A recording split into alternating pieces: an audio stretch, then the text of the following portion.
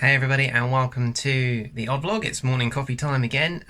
Just trying to do something a little bit better with the lighting. Hopefully it won't be as bad as it was in yesterday's video where the lighting was just terrible. So yeah, fingers crossed that this is a little bit better. Slightly different angle of my office, and you can see I'm trying to decide what colour to paint the wall. But there we go. I also should warn you that our puppy is running around my feet right now, so there may be some jumping or some barking. I don't know. Hopefully she's going to lie down and go to sleep.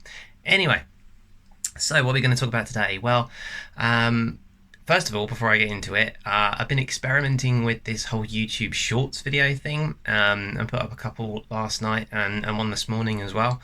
I don't really know if I'm going to do a whole lot of them. It's a bit of an experiment just to see how they work and what they are. I don't think really it's a great platform for it. Oh, my alarm's going off now. Anyway, but yeah, I don't know if there'll be a lot of those, but if you want to have a look, there's a funny one of the puppy from this morning and a little one from Disneyland Paris last night. Apparently they only count as shorts if you film in portrait, which I never do, so I don't know if they actually count as these YouTube short videos or not. Anyway, I digress.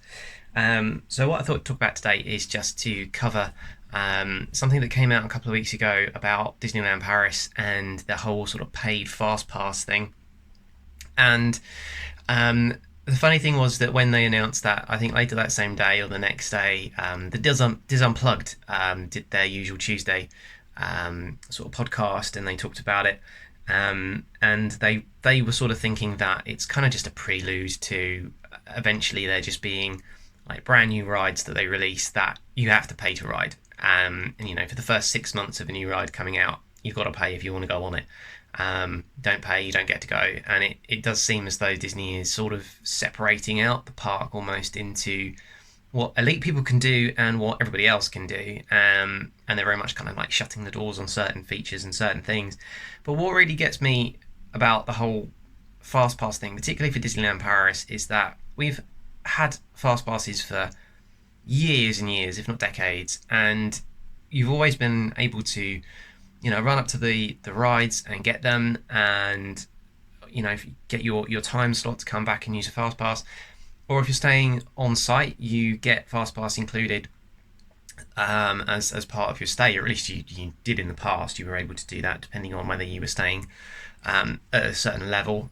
So if you did like Castle Club or Empire State Club or something like that, usually you'd get fast passes thrown in with that as well, which you could use and redeem on whatever ride you wanted to that had a fast pass system. So it's kind of, it just feels like Disneyland Paris, or rather I should just say Disney, or rather I should just say Bob Chapek, are taking things that we've had given to us for years, just taking away and just sort of saying, no, you can't have that anymore. If you want it, you got to pay for it. And it kind of just is a bit of a real punch in the face for people who are really like long-term parks fans that go to the parks all the time. I could maybe understand it for, say, sort of Disney World, where I think their target audience aren't regular visitors. I'm pretty sure that in their mindset, Disney World is all about people who go for like a once-in-a-lifetime trip. You know, it's like this big thing, and therefore people are either willing to pay as much or won't notice changes because they may never go back again, or have never been before, so they don't know any different. Whereas I think you've got Max Pass in California, you've now got this premium access thing in Disneyland Paris, and it's like the smaller parks, which are people's kind of local parks. I reckon you probably get more people that go on a regular basis than you do for a one-off, and it's kind of just a smack in the face to those people who have always been able to get fast passes without any problem, and now all of a sudden it's no, you can't do that anymore, and it's just awful. And then you look at the price of it, and depending on the popularity of the ride and how busy they are, it ranges anywhere from sort of like €8 to €18, and that's per person, per ride, per time. So you pay anywhere between €8 and €18 for one fast pass that you can only redeem once and can only be used by one member of your party, of your family, or whatever. So if you go with a group of 4 people and you go for the most popular ride and you do this, I mean, let's call it 20 quid, because as near as makes no difference. That's £60 to go on one ride once, just so that you can skip the line, which, let's face it, I mean, they're never that bad. Depending on what time of the year that you go. I mean, personally, I never queue for over an hour. If the wait time is over 60 minutes, I just will come back later, and it will go down. You just have to time it right. So who pays 60 quid for a group of 4 people to go on a ride? Really? And there was some idiot on Twitter who was commenting on. Oh, I retweeted loads of stuff because loads of people were really angry about it, including myself. And this guy, really random guy, was commenting on everything I shared and basically saying how for some reason he agreed with Disney or he was backing them up and sort of fighting their corner and saying, oh, there's more rich people out there than you think. Well, rich people aren't stupid. They're not going to pay for something just for the sake of it. How do you think they got rich in the first place?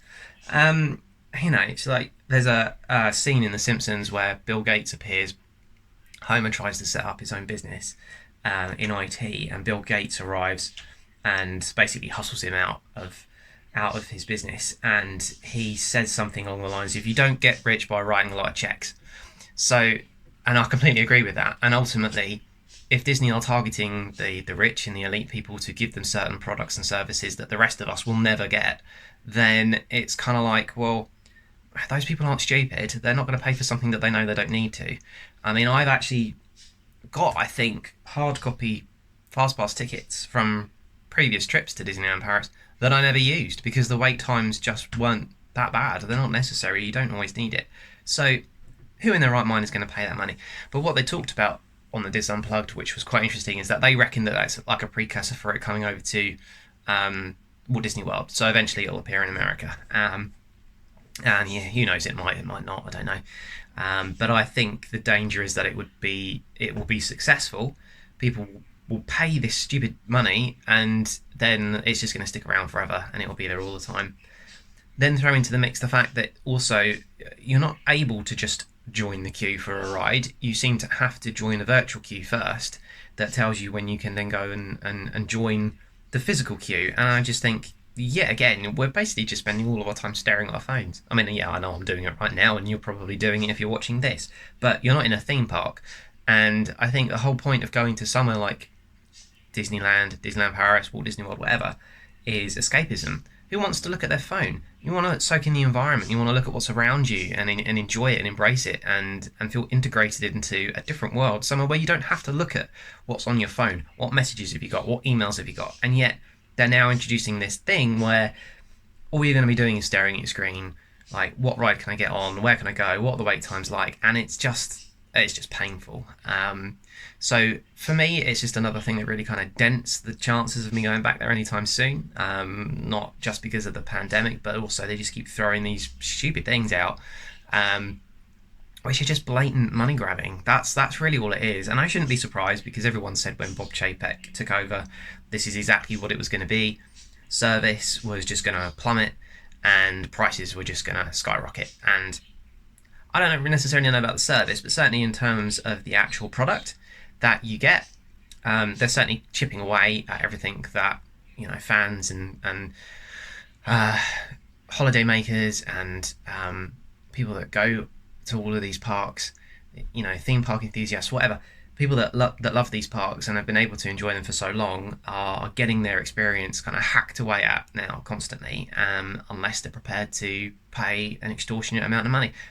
I mean, your tickets just to get through the gate are expensive. They are ridiculously expensive. Plus, if you add on to that the fact that you've got to obviously pay for travel, plus the fact that you've got to pay for food, then all the money you throw into the merchandise.